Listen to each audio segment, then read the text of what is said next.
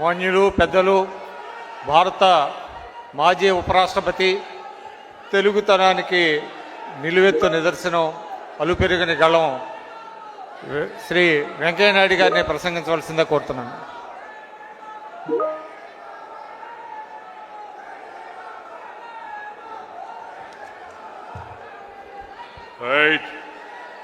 కూర్చోవయ్యా.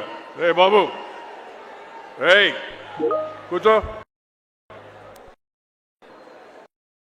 సభలో ఎవరు క్రమశిక్షణ లేకుండా వ్యవహరించకూడదు. తమ్ముళ్ళు కూర్చోవాలి, అందరూ 2 నిమిషాలు కూర్చోవాలి. చూపించేదానికి కూడా పద్ధతి ఉంది. తప్పు లేదు, చూపించాలి. అభిమానం వ్యక్తపరచడానికే కదా సమావేశాలు. కానీ సమావేశం ఇబ్బంది జరగకుండా చూడాల్సిన కర్తవ్యం కూడా మన అందరిపైన ఉంది. నేను పెద్దగా ప్రసంగించదలుచుకోలేదు, ఎందుకంటే అనేక విషయాలు మన ముందుకు వచ్చాయి. ముఖ్యంగా నేను చెప్పదలుచుకున్న విషయం ఏంటంటే, ఈ పుస్తకం 1984 ప్రజాస్వామ్య పరిరక్షణోద్యమం సజీవ చరిత్ర అని ఈ చక్కని పుస్తకాన్ని తీసుకొచ్చిన టీడీ జనార్దన్కి, అలాగే పోలా విక్రమ్కి హృదయపూర్వకంగా మనందరి తరఫున నేను అభినందనలు తెలియజేస్తాను. మీ అందరికీ నేను మనం చేస్తున్నాను. ఇది యువతరం, నేటి తరం తప్పనిసరిగా చదవాల్సిన పుస్తకం.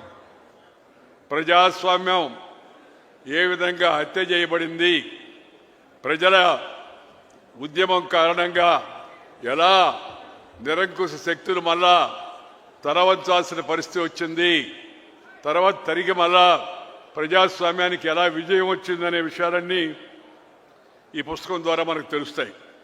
నేనేమనుకుంటున్నానంటే, చంద్రబాబు నాయుడు గారికి కూడా చెప్తున్నాను, ఎన్టీ రామారావు గారి జీవిత చరిత్రను ఈ ప్రజాస్వామ్య పరిరక్షణ కూడా ఒక పాఠ్యాంశంగా చేర్చాల్సిన అవసరం ఎంతో ఉంది.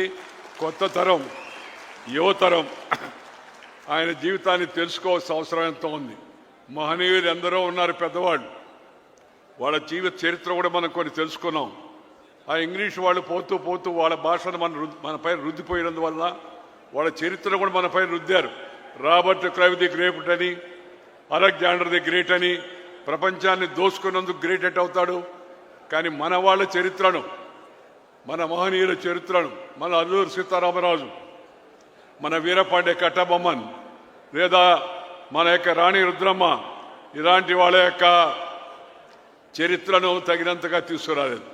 ఇప్పుడు చరిత్ర కొత్త విద్యా విధానం వస్తూ ఉంది.